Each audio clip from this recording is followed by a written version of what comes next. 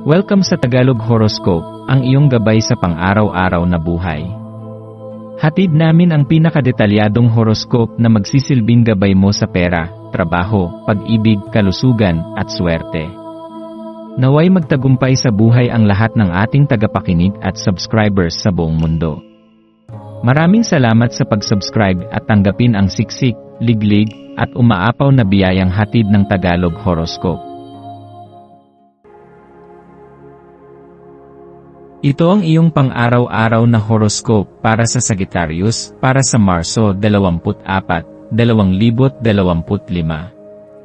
Sa araw na ito, yakapin ang iyong likas na optimismo at hayaan itong maging gabay mo sa bawat sandali.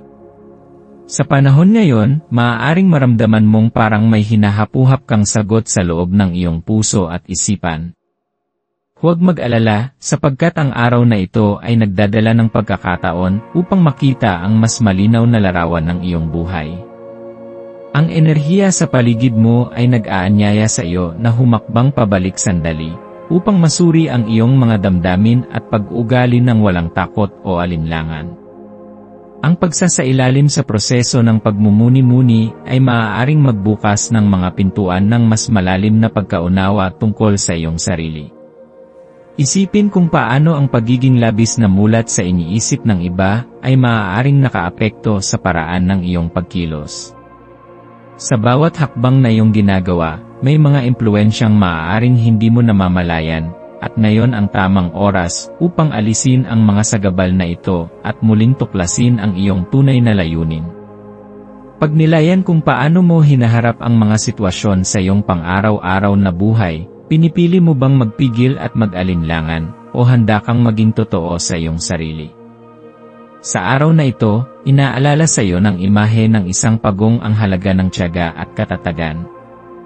Ang pagong ay isang sagisag ng mahinahong lakas, hindi ito nagmamadali, ngunit sa kanyang dahan-dahang paggalaw, natitiyak niyang mararating niya ang kanyang destinasyon. Ito ay isang paalala na hindi kailangang magmadali sa bawat aspeto ng buhay. Minsan, ang tagumpay ay hindi nakasalalay sa bilis ng pagkilos, kundi sa kalidad ng iyong mga desisyon.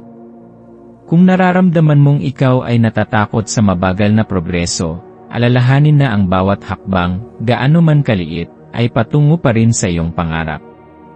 Sa larangan ng mga relasyon at koneksyon, may malalim kang pangunawa sa iba, ngunit mahalaga ring bigyan ng pansin ang iyong sariling pangangailangan. Ngayong araw, huwag kang mag-atubiling lumapit sa isang taong nakapagpapagaan ng iyong loob. Ang pakikinig at pagbabahagi ng iyong saloobin ay maaaring magbukas ng bagong pananaw na makakatulong sa iyo sa mga darating na araw. Huwag maliitin ang halaga ng simpleng pag-uusap, maaari itong magdulot ng malalim na paggising sa iyong isipan at puso. Ang maliit na bagay na akala mo'y walang halaga ay maaaring siyang maging susi sa mas malaking pagbabago sa hinaharap. Sa kabila ng mga hamon, isang magandang pagkakataon ang ibinibigay ng araw na ito upang yakapin ang kalayaang emosyonal. Iwasan ang labis na pag-aalala sa opinyon ng iba. Sa sandaling hayaan mong lumaya ang iyong sarili mula sa mga inaasahan ng mundo, mas madaling makikita ang tunay mong nais.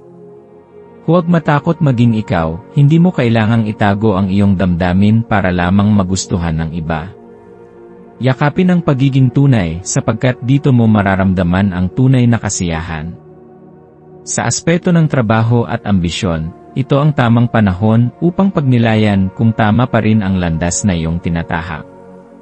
May mga pagkakataong maaaring maramdaman mong parang may kulang o may hinahanap kang bagay na hindi mo matukoy. Ang pagiging bukas sa pagbabago ay maaaring magdala sa iyo sa mas magandang direksyon. Huwag matakot lumabas sa iyong comfort zone, ang tagumpay ay madalas na matatagpuan sa mga hindi inaasahang landas. Maging matapang sa pagharap sa mga bagong oportunidad, at gamitin ang araw na ito upang pag-isipan kung paano mo mapapalawak ang iyong mga kakayahan. Pagdating naman sa iyong kalusugan, ito ang panahon upang alagaan hindi lamang ang iyong pisikal na katawan, kundi pati na rin ang iyong mental at emosyonal na kalagayan. Ang pagpapahinga at pagbibigay ng oras sa sarili ay hindi tanda ng kahinaan, kundi isang paraan upang muling mapunan ang iyong enerhiya. Huwag baliwalain ang pangangailangan mong magpahinga.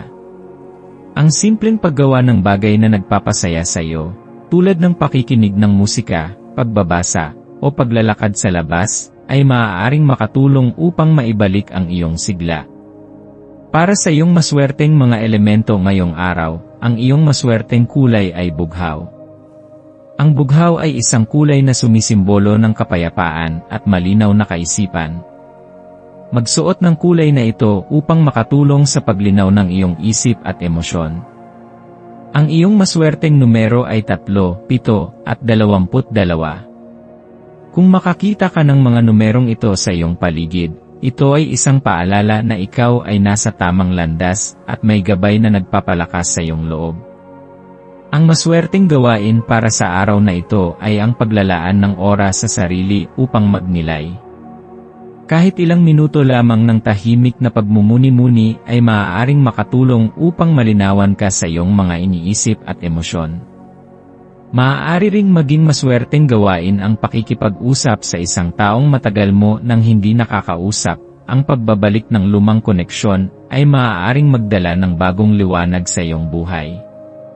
Sa pagtatapos ng araw na ito, alalahanin na ang iyong paglalakbay ay isang patuloy na proseso. Ano man ang iyong nararamdaman ngayon, kalituhan, kasiyahan, o pangamba, tandaan na ito ay bahagi lamang ng mas malaking larawan. May dahilan ang bawat pangyayari, at ang bawat hakbang na iyong ginagawa ay patungo sa isang mas magandang bukas. Huwag kang mawawalan ng pag-asa kung hindi mo pa nakikita ang lahat ng sagot sa iyong mga tanong. Magtiwala sa proseso, dahil ang universo ay palaging gumagawa ng paraan upang maihatid ka sa tamang direksyon. Sa pagtatapos ng araw, yakapin ang lahat ng natutunan mo. Magpasalamat sa mga aral na natanggap mo, at maghanda sa bagong araw na puno ng panibagong oportunidad. Ang buhay ay isang paglalakbay na puno ng misteryo at kagandahan, piliin mong tamasahin ito ng buong puso.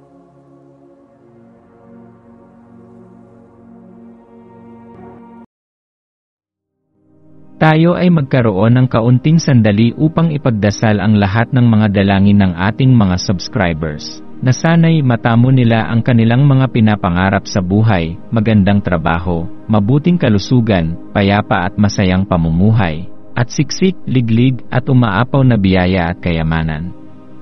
Ipinagdarasal namin ng mataimtim ang lahat ng mga komento sa nakaraang video, at hinihiling namin, Panginoon, na pagpalain mo ang ating mga subscribers ng masayang buhay sa mundong ibabaw.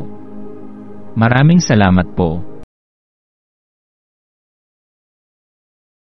Maaari kayong mag-subscribe sa aming channel na Daily Prayer, kung saan nag-a-upload kami ng pang-araw-araw na Catholic Gospel Readings, Reflections, at Daily Rosary Reading para sa lahat ng misteryo ng araw.